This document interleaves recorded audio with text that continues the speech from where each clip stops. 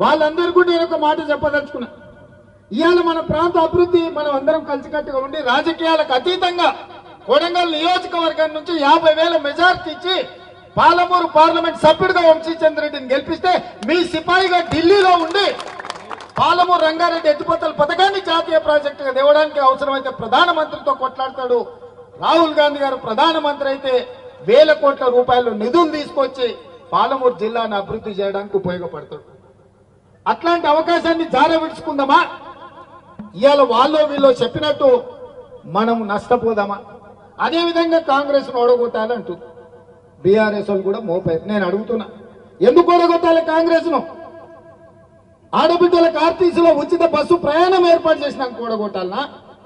పేదోళ్లకు రాజీవ్ ఆరోగ్యశ్రీ ద్వారా 10 లక్షల రూపాయలు ఏ దవాఖానకు పోయినా, అపోలకు పోయినా, యశోదకు పోయినా, కామినేనికి పోయినా బాజాబ్తా నడుచుకుంటా